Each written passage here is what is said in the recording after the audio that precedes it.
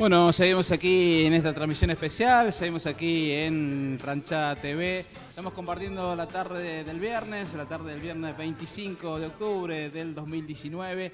Estamos conversando acerca de la migración como un derecho humano, con muchas voces que han pasado por aquí, por este programa de televisión, en el marco de lo que es la televisión de radio también de La Hora de las Villas y los Barrios por la 103.9 de tu dial. Claro que sí. Y antes de ir a la siguiente entrevista, la siguiente invitada, queremos saludar a Carla Sevillano, Karina Sevillano y Rolando Saba, que están visitando acá el estudio de La Ranchada TV, porque querían conocer un poco y escuchar todas las voces que tenemos en este especial de Migrar es un derecho humano. Muy bien, y también la gente que hemos entrevistado hace un ratito, Daniela y Eduardo, se han quedado, así claro que que están sí. compartiendo el programa con nosotros. Está bueno. Vamos a seguir hablando y en esta oportunidad le vamos a dar la bienvenida a Ana Telles. Ella es una de las integrantes de la campaña Migrar no es delito de aquí de Córdoba.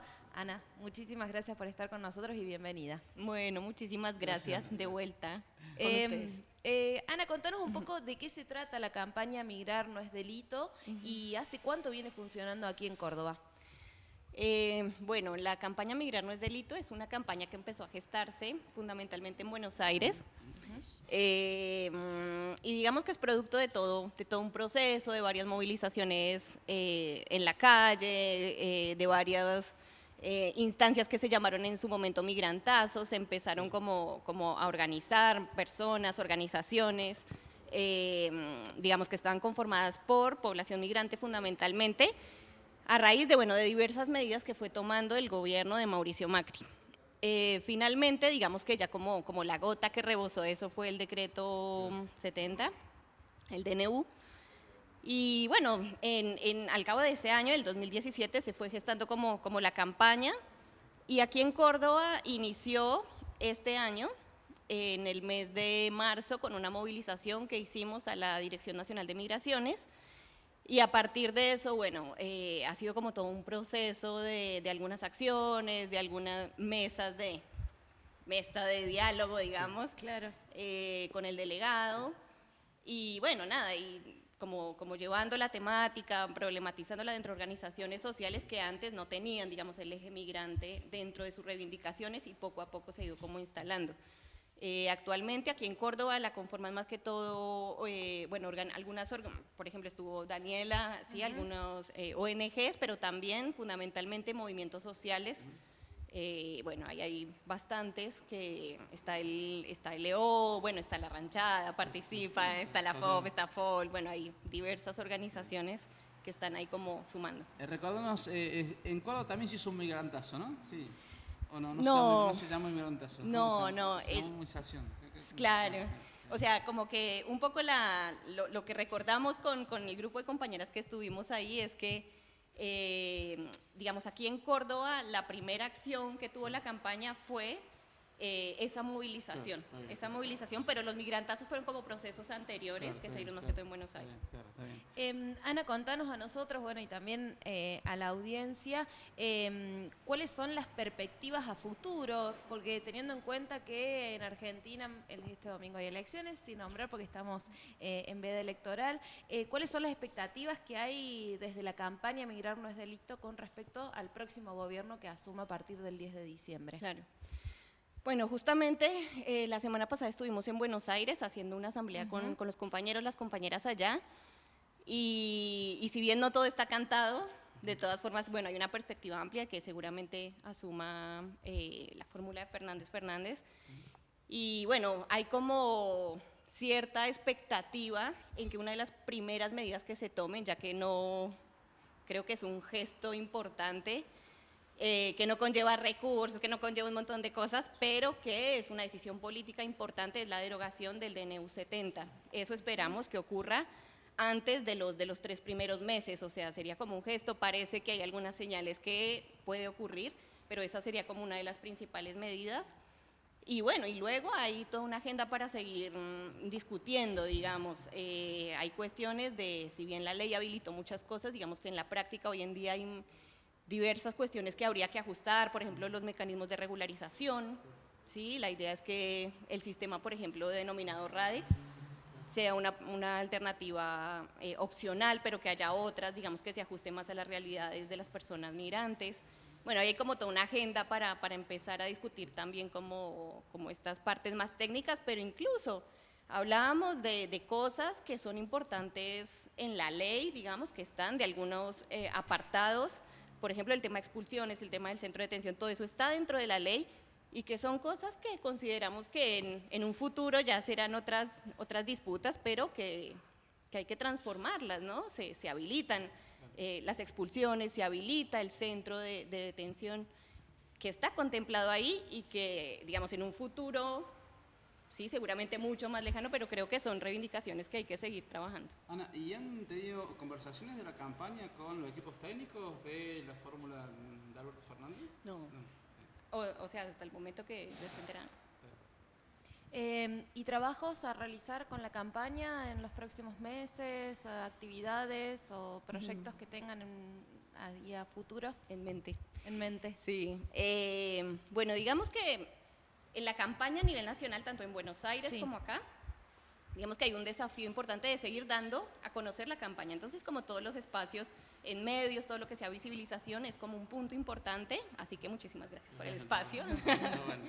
Pero también la particularidad de la campaña, digamos, que eso es distinto en Buenos Aires que acá, es que aquí en Córdoba ha tenido una impronta muy de trabajar de la mano de las organizaciones a nivel territorial, a nivel barrial. Justamente ahorita el 9 de noviembre tenemos una actividad que va a ser en el merendero de la FOP, en el barrio El Alto. Sí. La idea es que sea una actividad de formación, una actividad cultural, una actividad que además nos ayude a recaudar fondos, entonces como también seguir instalando esto, la temática migratoria en los barrios, ¿no? Porque muchas veces el tema, o sea, hace un rato escuchaba la entrevista que le hacían a los otros compañeros y decía, bueno, es difícil que las personas se reconozcan como migrantes, como tal, por eso también cuesta la organización. Entonces creo que la idea de ir a los barrios es justamente apoyar los procesos de organización social, pero pensándonos como que así tengamos el documento permanente, seguimos siendo migrantes porque cambia la política y nos puede cambiar la situación, podemos estar, digamos, con un riesgo de determinadas medidas. Ana, vos recién conversabas, nombrabas al delegado de la Secretaría de Migraciones aquí en Córdoba, que es el representante del Estado, digamos, en ese tema.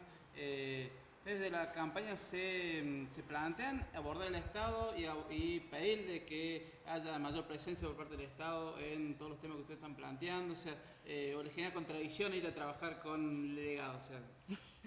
Sí, en realidad no trabajamos con el delegado, por favor. No, pero sí, una de las primeras acciones de la campaña fue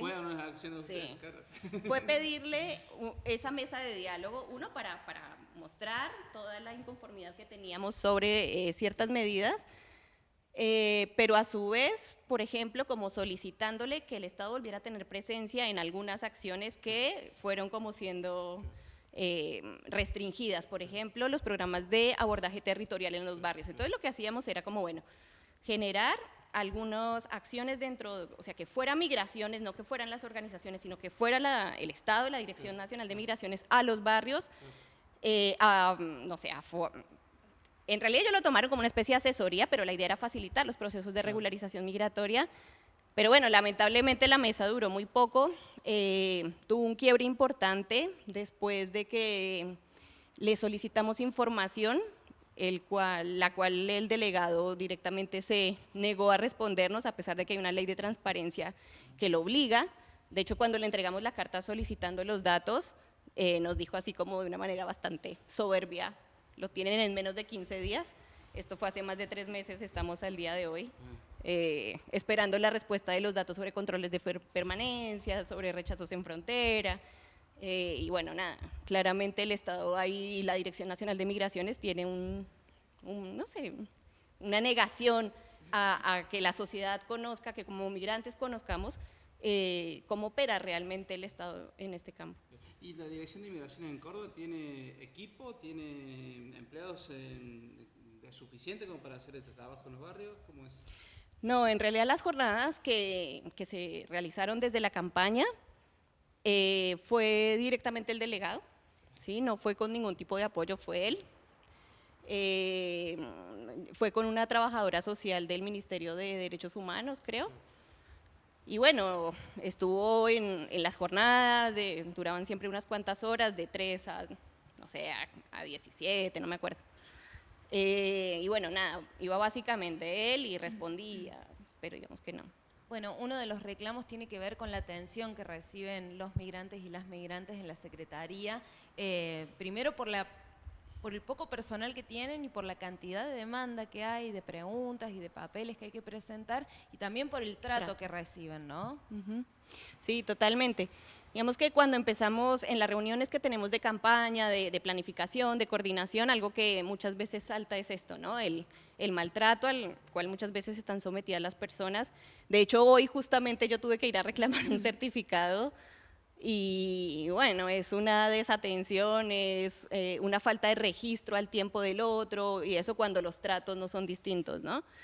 Pero bueno, y de hecho una de las demandas que nosotros hicimos como campaña fue cuando, o sea, al menos que hubiera un espacio específico para quienes no supieran manejar todo el tema del RADEX, ¿sí? Que pudieran contar con un espacio dentro de la Dirección Nacional de Migraciones, que pudieran como asesorarse, resolver dudas, que pudieran como gestionar ahí.